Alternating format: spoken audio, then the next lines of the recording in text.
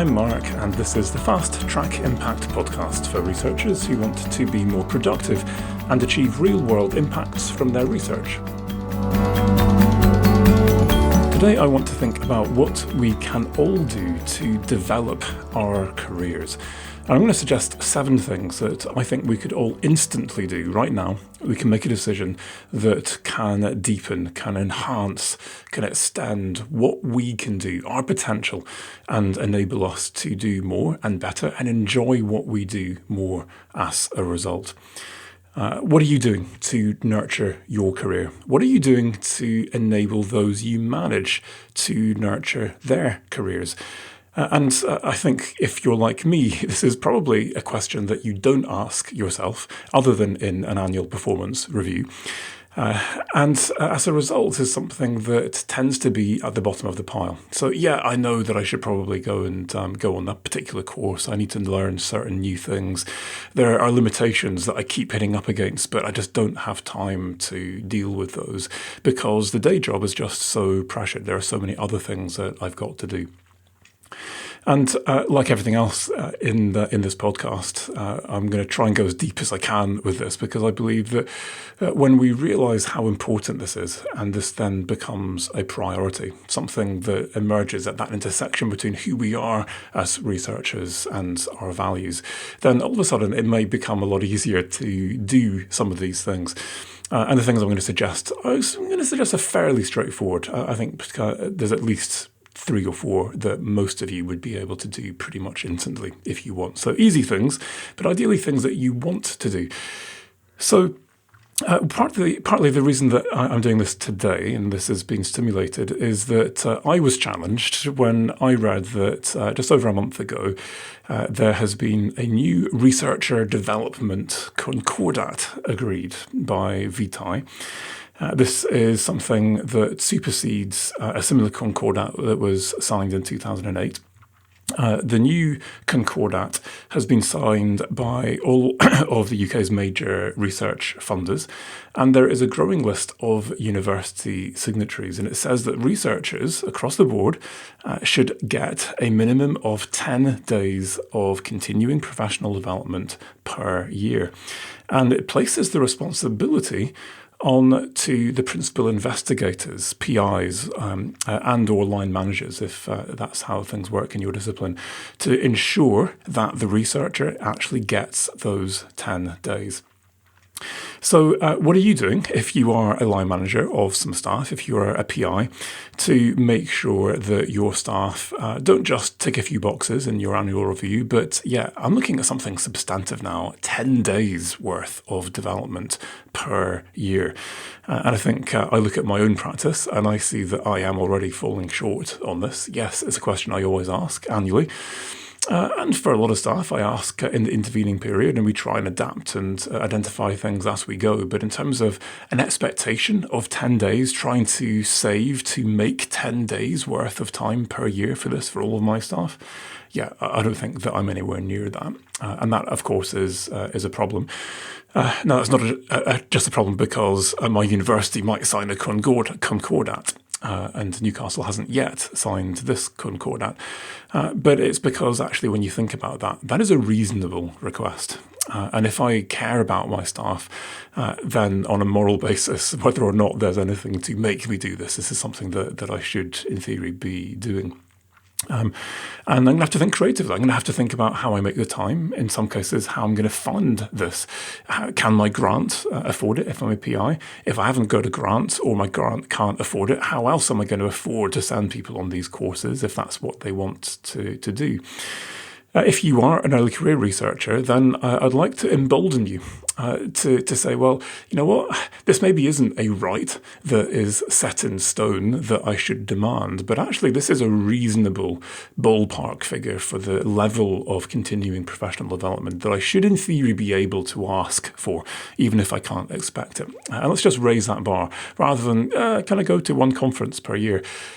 Actually pushing that further and really asking for something a bit more and seeing if that also helps your PI and line manager come into line with what might be something that the university ends up signing ultimately. So in this podcast, I'm going to have a look quickly at the Concordat a bit more, but I want to have a think about this from these two perspectives. What can I do myself? What are the kind of things I could ask my line manager for? Or I could simply ask myself for, because a lot of these things, they're just things I need to go and do. And I can make the time. I can still meet all of my deadlines and targets and all the rest of it. I just need to make the time to make this happen. And I think that when you start asking yourself these questions, whether it's what I do for myself or what I do for my colleagues, if you're like me, you'll find that you're wanting. And the reason that you're wanting is that you're making a bunch of excuses. So what are your excuses? What are the things that mean that, I don't do this? Well, first of all, from the perspective of a PI or a line manager, well, my staff aren't asking for it. So if they're not asking, then they must be happy. They must have everything they need. And yet I ask once a year in a CPD, so in an annual appraisal. But actually, the expectation is not there that I'm going to ask a lot of stuff. And we're not creating those expectations. And so, I tick some boxes. Yes, I've done a few courses. Great, job done. I'm not actually pushing. Do you need more? What more could you do? And actually expecting that you're going to do something in the region of 10 days. And what more could I be doing? So, just because nobody's asking doesn't necessarily mean that they don't need. And some people, of course, will ask lots, whilst others will very rarely actually ask for any form of favour, although this shouldn't even be seen as a favour, but they're just going to keep quiet. So, that's not a good enough excuse, I would argue. And we need to be proactively seeking out what we can do to help. But I think probably the bigger problem is us. Whether we are a PI or a line manager, we have needs as well. We have professional development needs. And when was the last time you went on a course? When was the last time you went to a conference just to learn, not to present? And I'm going to come up with a bunch of other less obvious things in a moment. And I think that most of us will realise, actually, there's a whole load of things I've been sitting on that I could really do with that would be nice to have. And even if, I'm an early career researcher, there might be a whole load of very obvious things, but why is it that I'm not asking? Why is it that I'm not making time for these things? Well, I'm too busy. I've got so many other targets, so many other things I've got to get done, and they are more important. And I think the problem is that your day-to-day, you've got a bunch of important things, but they're also urgent. And your own development is, by definition, not urgent. Unless there's a task that you've got to get done and you need a skill to complete that task, and that task has a deadline. Generally speaking, there is no deadline on our own development. But if year after year goes by and you're never moving forward, you're not keeping up with the latest methods, techniques, theories, ways of doing things, then gradually you realise that you get the sense that you're stagnating, that you're going to conferences and everyone has moved on, that you're talking to colleagues and they're using things that you can't do, and you feel like you're a step behind constantly. And so I would argue that this is something that we have to think about, that has to be important. And so for me, drawing on the stuff that I've done with the productive researcher, I always ask myself, well, how might this fit into my identity as a researcher? So I am a researcher who is on that cutting edge. For me, I'm not just a pedestrian researcher who does consultancy type mode stuff that is fairly low level. I have an identity that is above average, that is on the cutting edge, that does stuff that makes a difference, that moves my discipline forward. That's the kind of researcher I am. And if that is the case, then perhaps I need some skills that will enable me to remain on that cutting edge, for example. What kind of researcher are you, and what kind of skills does that require? Perhaps my identity is as an impactful researcher. So I don't really care so much if I'm on the cutting edge, as long as I'm doing rigorous research. But what I care about is my identity as a researcher who makes a difference. And now, actually, what are the skills I need to be able to engage more effectively with the media, for example, to not turn down the next media interview because I'm terrified of it? What are the skills I need to start harnessing the power of social media, which is something that I've just never gone near?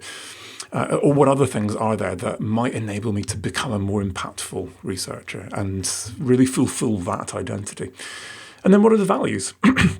So perhaps I might pair with a desire to be on the cutting edge, a sense of integrity, that what I do as a researcher has really deep integrity. So I value reliability, accuracy. And actually, I know that there are methods out there now that are more reliable, that are more accurate than what I do at the moment. I need to get with those methods. I need to understand that stuff. I need to be sure that I'm not missing a trick here. And I put that identity as a cutting edge researcher together with that value of integrity. And you know what? That professional development need is, of course, a huge priority. I need to make this happen. I'm making a plan today as I listen to this podcast. I'm going to do one of these 7 things Mark suggests in a moment. And I'm going to make a plan to do it next month. And this is the date I'm going to do it. I'm blocking out my day or whatever it is. Great. Or as an impactful researcher. Great, that's my identity. But what are the values that drive me to this? Why is it that I see myself as an impactful researcher? And now this is about altruism. This is about helping the poor, helping those who are less fortunate than myself. Perhaps this is about justice, about making wrongs right. And I think about those values and I understand, I recognize where they come from and the depths that they come from. And now, I put that together with my identity as an impactful researcher, and I'm making a date with myself. I'm going to do one of these things. So I'm going to come in a second onto this very briefly, the Concordat, just so you know where this is coming from, what might be coming down the road to you. It states that institutions who sign up are committed to, and I quote, provide opportunities, structured support, encouragement, and time for researchers to engage in a minimum of, and it's a minimum of 10 days professional development pro rata per year, recognising that researchers will pursue careers across a wide range of employment sectors. And under this Concordat, funders must now incorporate specific professional development requirements in relevant funding calls and policies, including the requirement for 10 days professional development for researchers employed on the projects that they fund. So expect to see this coming out in funding calls in the next few months in the UK. I think then just having a look at what is happening, I think a lot of institutions are, of course, providing lots of career development opportunities for researchers. And of course, this Concordat formalises that. And I think that's the easy win, and where this then becomes very easy for an institution to say, yeah, we sign up for this. Look at our incredible CBD program that we offer all of our researchers. It's one thing, though, I would argue, to have the opportunity. It's quite another to make sure that the researchers who need it are actually availing themselves of those opportunities, and certainly doing that to the level required. And as you'll see in a moment, I think it goes way beyond just the formal CBD courses that our universities have. So having a look at this at the moment, I'll put a link in the show notes to this. We have 4 universities that have signed. There was 1 last month. We're up to 4 this month. It's Brunel, Queen Margaret, Reading, and York St John. Looking at former concordats that Vitae have negotiated and given the buy-in of funders and the likelihood that this is going to get integrated into funding calls, I expect that will snowball very rapidly. Of course, who knows? So what are the options, these 7 things? So a couple of these are things I've talked about, very obvious things, but I'll go into some less obvious things. And in each case, I'm going to think about this both from the perspective of you as an early career researcher, or just me. I'm a researcher. I'm a senior in my career, but yeah, I need development as well. And secondly, what we can do in terms of encouraging our staff and those that we manage. So, the first is training. And the obvious one here is CPD. So in our annual appraisals, we ask, what training have you done? We might look through the options of what is available in our university. And most universities have got some very good offerings. Great, easy done. But what about the things that are not offered within your university, or where the feedback is not good from those who've been on that course in your university, and you want to go beyond, you want to go outside? Well, the easiest way to do that, which is usually the most cost effective, is to do that via some kind of online training. And I would say, look, just because it's not within your institution, that should not limit what you do. What we want to do is we want to be operating competitively on a global stage.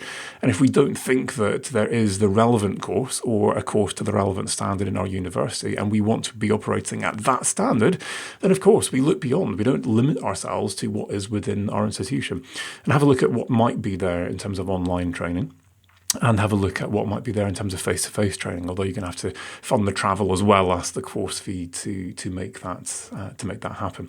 And long-term, think about then coming back, getting feedback, and talking to the people who run your own internal programs to say, look, could we do something like this in future?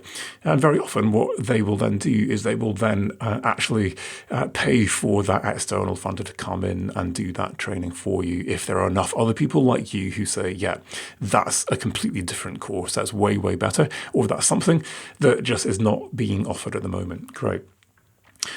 So do that with your staff, but do it with yourself. When was the last time you looked through the offering yourself? And if you haven't got time to do that, just have a look through with one of your staff and ask yourself the question as you're looking through that catalogue.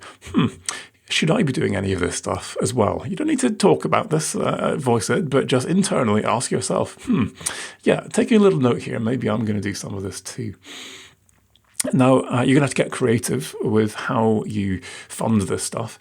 So for me, if this is a project that I'm leading, then I'm going to look, first of all, can I draw on my project account? Now, I've yet to be proactive enough to actually build this into my grants proposals. And I'm taking a mental note here.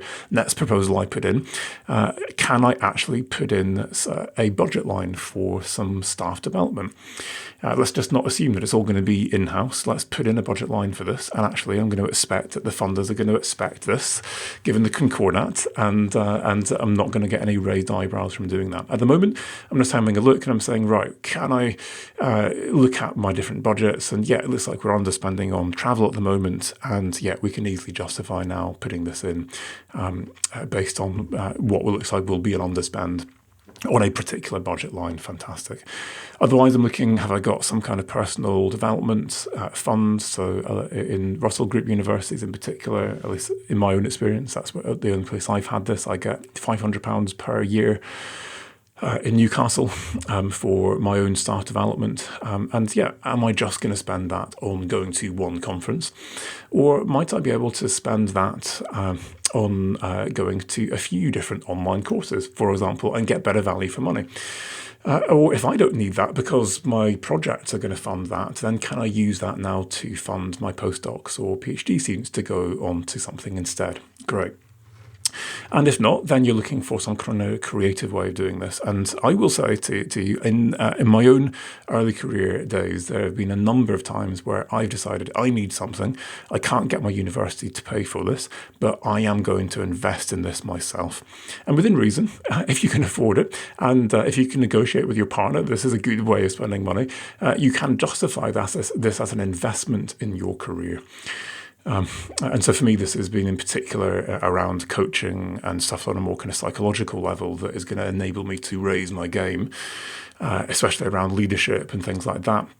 If you can't get the level of support you want in your university, then go externally and see this as an investment, because you know what, long term, there's a good chance that helps get you to a promotion, which then in the long term increases your earning potential. So I can justify this now in a conversation with my spouse that, yeah, this might seem like a bit of a challenge, given that we want to save up for X or Y, but this is how I'm going to justify this. What do you say?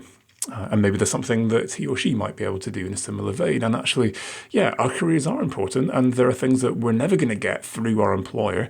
And just think about what you do in terms of professional subscriptions, magazine subscriptions, things like this already. It's not maybe as big a step as you might expect. Second thing then is going to be conferences and workshops. Again, very obvious, but ask yourself now, what are the things that you could do as a punter? And certainly I've got to a point in my career stage where I feel like I can only ever justify going to a conference if I am presenting. And fair enough, let's put something in at minimum as a poster that then justifies using university funding for this. But rather than just doing this in terms of the prestige of the conference and where I can get my stuff out and visible and known, let's also think about some conferences that are actually things that perhaps are now slightly outside my discipline. This is now more workshop mode rather than conference mode, and something where I'm going to learn a bunch of new stuff. Maybe my work isn't that relevant to them, and hence this is not great exposure. Hence I can't even get a poster or an oral submission accepted. But this is going to be really fascinating for me. I'm going to learn new things. I'm going to be exposed to new people, meet people that I could build collaborations with. And ask yourself, when was the last time you went to something like that? And of course, it can be hugely stimulating, thinking out of the box, being challenged, but without the pressure of having to stand up and answer questions to a group of people like this. So have a think beyond the norm. And again, ask yourself, what can you do to enable your colleagues? And so I've got a conference budget, but does that mean that I, as the PI, go around and talk at the end of my project all about our project? Or do I actually now divide this up and say, well, maybe my postdoc goes and does something early doors in more exploratory mode, finding out some new things? Or maybe actually I share this and me and my postdoc now are going at the end of the project, sharing that glory, or midway through doing something that is more in development mode as well. Now, the third of these is going to be shadowing. And of course, you've got these formal shadowing opportunities that I'd like you to have a think about. Google these. Being on social media is a great way of finding out about these kinds of opportunities. So there could be a bunch of things out there that you're just not aware of. So make yourself aware. Go and talk to people in your funding offices. They're often the people who find out about these because funders often offer these shadowing schemes. Find out what's available, and you now might, if you want to get into policy work, be able to shadow a policymaker or a civil servant, and these can be really invaluable. Professional bodies are another place of great opportunities for shadowing. But I want to, again, to try and think out of the box a little bit on this and just ask yourself what you can do in terms of informal shadowing opportunities, something that you could do right now, today. And first of all, I want you to think about what opportunities you could offer to someone else to shadow you. What are the skills you've got? And in particular, things that you've honed through years of experience that are the kind of the art of what you do, rather than the kind of thing that you might train someone up in. And ask yourself whether there is now an opportunity for a more junior member of staff to shadow you. For example, the most common one I see is in your next grant application. And so if you are kind of early to mid-career, then you're now doing a grant application as PI, and you've got a few under your belt now, small grants as principal investigator. Maybe you want to give someone an opportunity to shadow you who is earlier career than you, who has not yet got anything as PI. And the great thing about this now is that you're not that far ahead in terms of your career with them, so you're relatable. And you're applying for things that are in that kind of small to mid scale that are achievable by that person. This is the kind of stuff they're targeting that they should be PI on as well. And whilst you might think, well, yeah, but I'm just me, and look, I've just got 2 or 3, and they're quite small fry. Actually, that is a huge opportunity for someone else who has not even got one under their belt yet.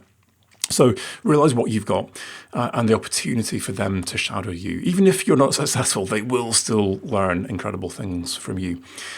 And at the same time, ask yourself, well, what might I be headed towards? Maybe not yet, but 2-3 years from now. And might I be able to approach someone else to ask them if I could shadow them in their next grant? So this may now be people who are applying for the multi-million pound proposals. And that's just pie in the sky for me. I mean, I'm not even a prof yet. I mean, I've not even broken the £1 million barrier yet. But you know what? Actually, I could see this being me in 3 or 4 years from now. Perhaps that should, in theory, be where I'm at. So next time I'm doing my professional review, I'm going to ask my line manager, might I be able to shadow you? Or might you be able to recommend someone that you think I might be able to do this with? And could you put me in touch and set something up for me? And now you're shadowing them. And so this means that you're getting copied into all the group emails. You're coming along to all of the group meetings. You're observing, you're taking notes, and crucially, you're having regular meetings with the PI to break down. So what was all that stuff that I saw in the email last week? And actually, why did you make that decision in the last meeting that we saw, etc., etc.? And you're learning. Fantastic. So we can all do this. We can all offer and we can all ask, but we very rarely think to either offer or ask. And shadowing can be an incredibly powerful way of learning the art of things like grants writing, which are, I would argue, very often subjective. It's about what is that cutting edge, what is perceived to be academically significant and original in your discipline. And there are no very concrete right answers. The fourth of the things I'm going to suggest now is another thing you might not think about, and it is teaching. Now, the obvious one for this is that actually, if you are line managing postdocs, then ask yourself whether there are teaching opportunities that are not going to take huge amounts of time, that would be an opportunity for them to build their CV, especially if this is a postdoc who is thinking about going into academia. Because by the time you're applying for a lectureship, then you're going to need some teaching on your CV. And why not start now? Yeah, it's their first postdoc position. And you're thinking, well, surely they're not going to go straight from this into a lectureship. Well, who knows? Maybe it happens on a surprisingly regular basis. And if not, then it's now years worth of teaching experience. And at minimum, I'm looking at making sure that I'm giving each of my postdocs an opportunity, which they can say no to, for at least one lecture linked to their PhD and or their project. So they're not having to do loads and loads of research and thinking around this. This is home territory where they're confident. And this is not dumping them in at the deep end. This is now having a chat with them, giving them an opportunity to come to one of my lectures, having a chat after the lecture over coffee, giving them a chance to answer questions. Now helping them prepare the material. So they go, they prepare a draft, they send it to you. What do you think of that? And then after that, debriefing. How did that go? What could you have done better? What did you love most about what they did? What can they build on? Brilliant. So teaching, great, but not just palming off your teaching on someone else, ideally. But then as the PI, the line manager, the more senior member of staff, have a think about what you can do in terms of teaching that might actually be professional development for you. So my next lecture is I've been asked to do an entire afternoon on qualitative methods for a colleague. In fact, she's one of my PhD students. She's part-time, and yeah, she needs to be doing less teaching so she can focus more on her PhD. Yeah, this is an opportunity for me to help and also do some relevant teaching that I know something about. But I've done this in, 2-hour lecture segments, typically. A whole afternoon, I'm thinking, you know what, I could do something more workshop-based. We could try some things out. And I'm asking myself, actually, what could I do that would stretch me? So it's not going to be just digging out what I did last year, but taking me further. And so I'm asking myself, what have I learned methodologically over the last year? And how might I formalize that and teach that to my students? And of course, the problem is that what you're learning as an academic, certainly as a senior academic, is often very high level stuff. So is there something I could bring in? And actually for me, this has been a bunch of stuff I've been learning with a co-author, Katie Moon from University of Sydney, I believe, certainly somewhere in Australia. Katie Moon, you can Google her. And she's written some really great articles about social science for natural scientists. But essentially what she's doing is research, philosophy, ontology and epistemology, all that kind of stuff. And so I've been studying her work and working with her, learning on the job with her, writing with her, and going deeper than I've ever gone before on research philosophy. And so I'm asking myself, how could I now put what I've learned into a lecture, and how might that then help solidify this in ways that means that now I can just talk about this off pat, without having to go back to any notes or remember any terminology or anything like that. And actually, I drew a diagram on the board, or I wrote it, I put it into my PowerPoint, and now that is in my mind, and I can call this to consciousness now as I'm designing a project on a hoof in an inception meeting where we've discovered that there's a missing part of our research design, for example. Great. Number 4 on my list is coaching and mentoring. And you've already seen some of this already in what I've talked about with shadowing and teaching. But this is now taking this a step deeper. So this is asking yourself, how might I not just supervise and manage my staff, but how might I be able to coach or mentor my staff? And I would argue that that is a qualitatively different thing. So now, rather than just helping people organise their time and manage reaching targets, etc., I'm asking them now, what are their career aspirations? Where do they want to go in the deepest sense in terms of their career, their lives? And how can I enable them to be the best researchers that they can be, to be the best people they can be, to achieve their goals, their aspirations, be inspired, be enriched? So that for me is how I would describe the difference. And a mentor, by definition, is simply someone who is at least one step ahead of you on any given pathway.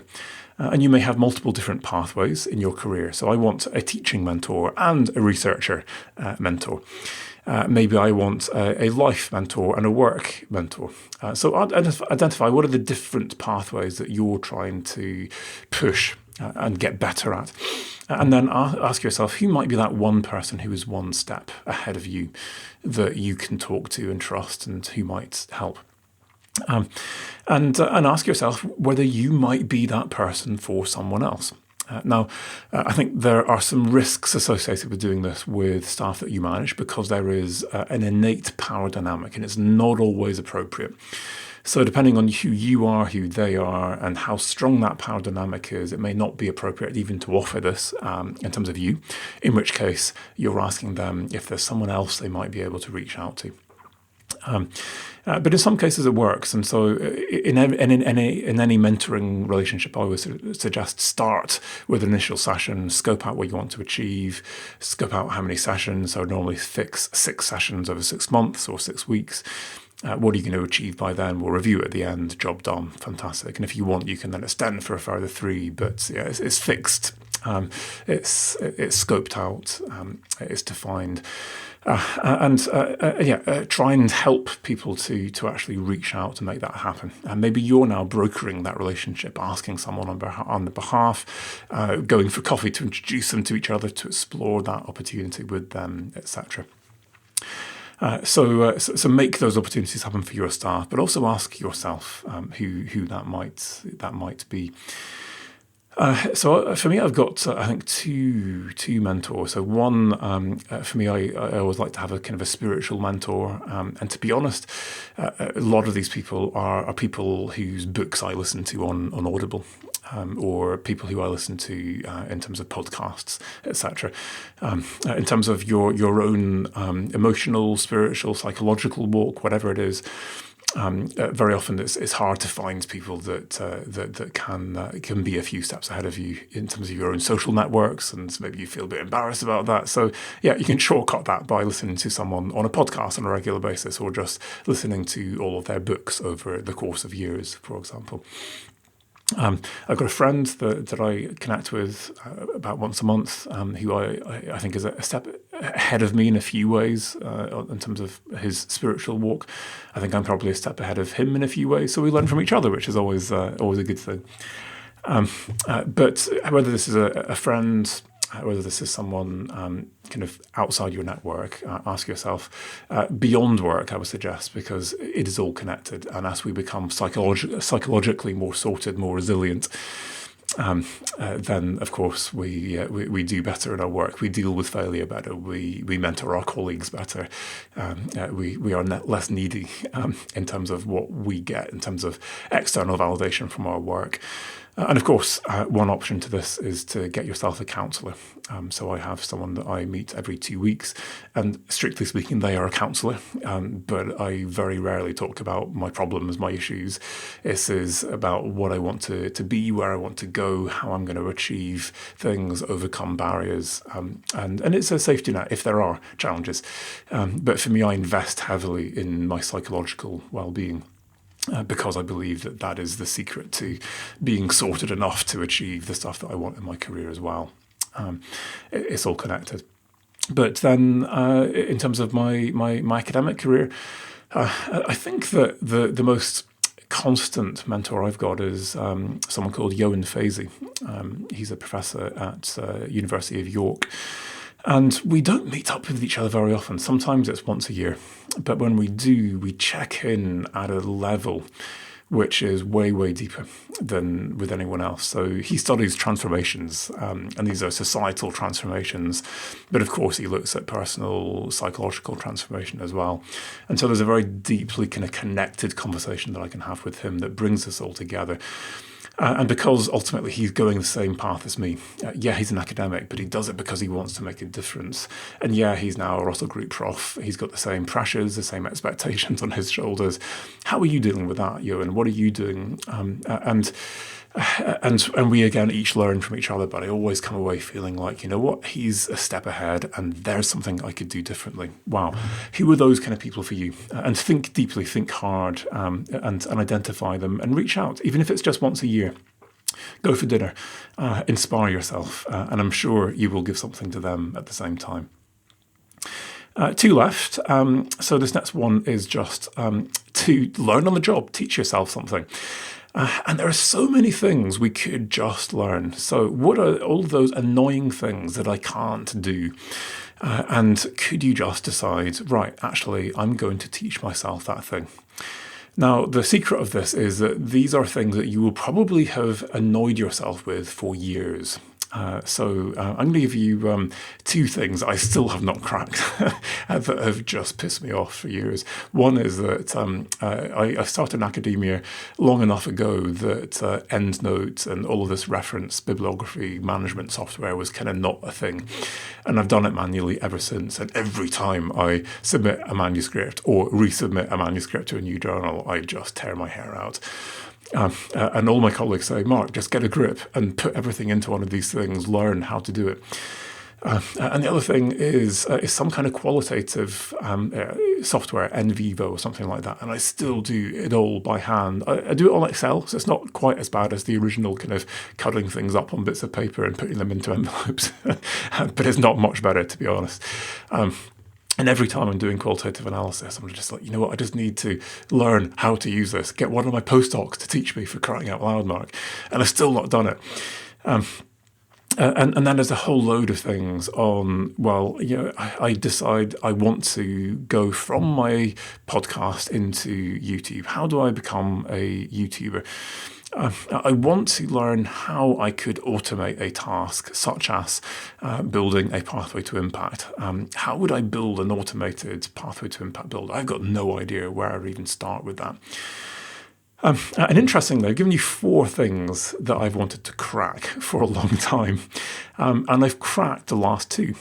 And the reason is that I was able to see instantly why those 2 things are priorities. So let's go back to what I said earlier on, because it's important. And you're already maybe thinking, great idea, but I'll never do that. Why is it a priority? How does this connect to my identity as a researcher? And of course, as you know, for me, my identity as a researcher is someone who is impactful. What are my values?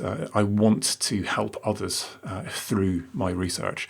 Put that together, and I'm still struggling to help myself to learn EndNote and NVivo. But actually, you know what? I can become a more impactful researcher and help thousands of people if I can learn how to become a YouTuber and if I can learn how to build an automatic pathway to impact builder, which I've done in both cases.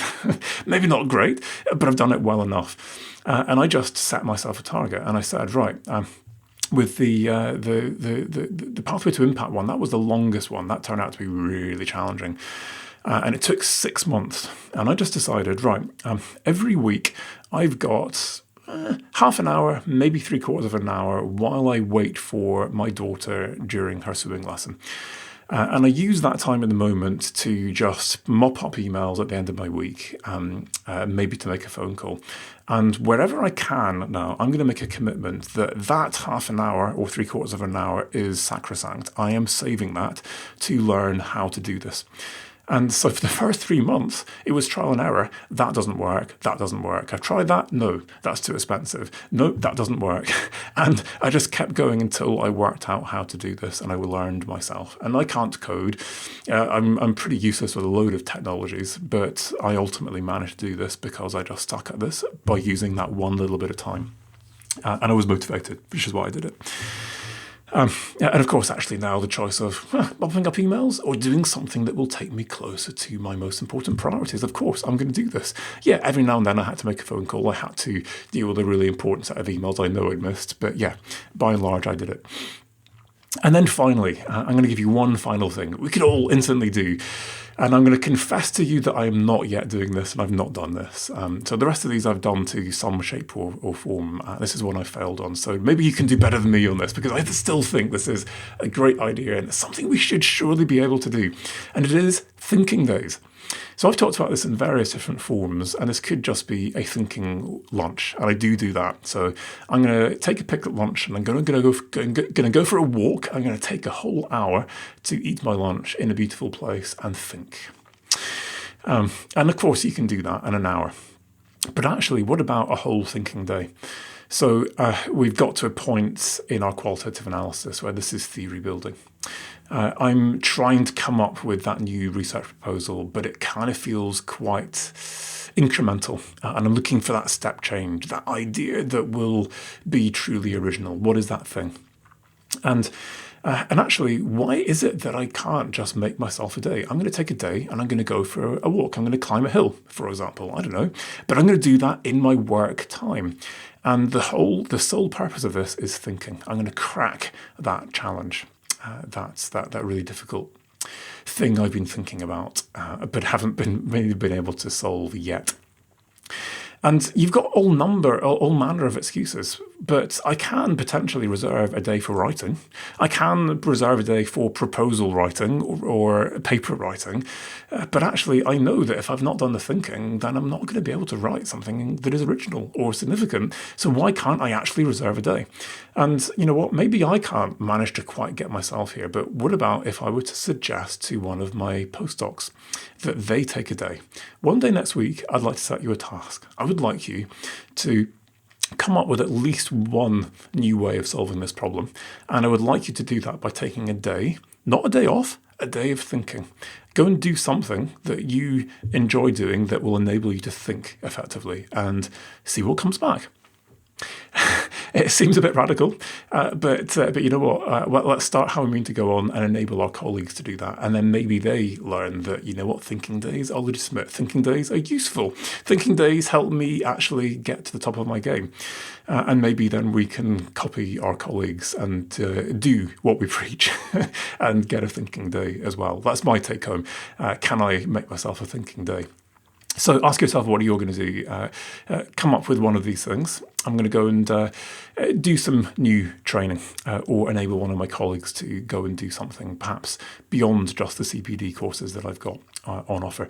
I'm going to go to a conference that is kind of for me, not just to present my work or maybe more workshop mode, or I'm going to enable one of my colleagues to do that. I'm going to ask to shadow someone or offer someone something that they can shadow from me. I'm going to enable my postdocs to do some teaching, but I'm going to give them some support to do that rather than just palming off my teaching. And I'm going to think about how I can learn more, codify extend what I've learned in the last year. Next time I teach a course, that rather than just regurgitating what I did last year, I'm going to coach or mentor my colleagues and offer myself as a mentor. And I'm going to try and find someone to mentor me. I'm going to ask myself, what is it that is stopping me from learning the things that I know I could in theory easily learn? And I'm going to make time to learn the things that actually are priorities for me. And I'm going to take time away to think. If not a day, then at least a nice lunch break, just to think. No emails, no phone, I'm just thinking. And I would argue that at least one of these things is something that is immediately accessible to all of us. And I would suggest, if we are people who manage others, to us and to the colleagues we manage. And if you're early career, these are things that you can do. But I would argue, ask yourself, as an early career researcher, are there things where you are one step ahead of your early career colleagues, where you can help them as well? And together now we can create a more humane, more empathic academy that enables us to each learn with each other and give each other a step up.